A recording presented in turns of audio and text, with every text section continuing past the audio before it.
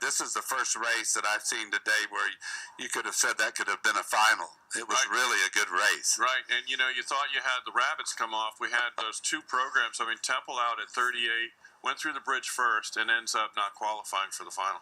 And what we're seeing for people that are watching this, we're seeing the same angle that you are. We're trying to interpret it so we can give you some accurate information. So we'll do that with the next event, which is event number 26, which is the third heat of the men's lightweight 4 event. Today, and Chicago is in lane 4 and Fairfield in lane 5. So there you got 4 boats, 2 going to the final. Okay, in lane 4 you were looking at Chicago now, bow number 17. And in lane 4 we're looking at Fairfield College. But Chicago is rowing a real solid stroke. We'll get a little better relative feel of where the crews are when we get a scan of Mercyhurst and Emory University. Yeah, I'm going to say that, Bill, the leader out there is in lane 3.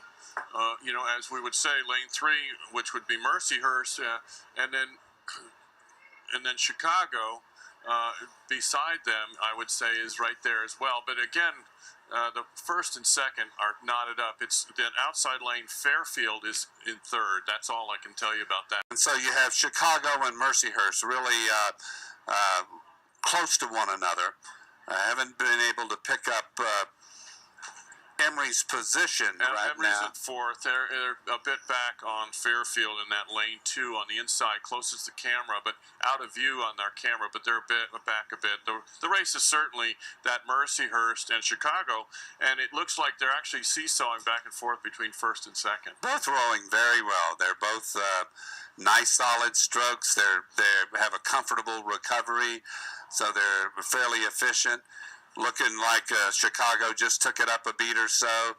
I'm sure the coxswain called for a Power 10 series to try to separate a little from Mercyhurst. Yeah, and I have Chicago at 35 and Mercyhurst at 33. So they're not pushing as hard as the last heat went by, but, you know, we have some separation. We only need to get 1 and 2 to the final, right? That's true. Just the top 2 go to the final. Be comfortable with where they were. They've kept the rating fairly close in the 33-34 range. In 3rd place is Fairfield University, and in 4th place is Emory University. Yeah. So Chicago wanted this race, and Chicago's definitely going to win this. Mercyhurst, and then Fairfield and Emory University will be advancing to the 2nd level finals. Yeah, I think that's really important. You know, Chicago. Looks like currently lane 3, the University of Chicago has opened up a lead on the other boats.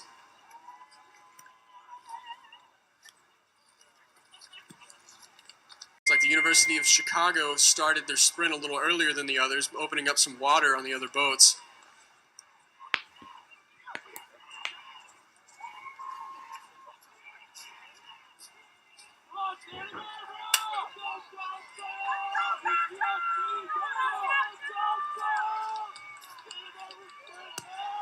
Very impressive piece of rowing by the lightweight men over at the University of Chicago, opening up their advantage even more as every stroke they take.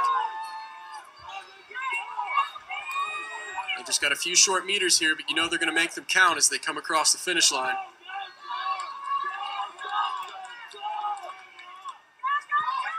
Emory University and University of Michigan are duking it out here in these last final meters. It's going to be a close race. The University of Chicago has rolled over the finish line in a triumphant first place. Without some challenge from the University of Chicago, putting some seats on the University of Florida now.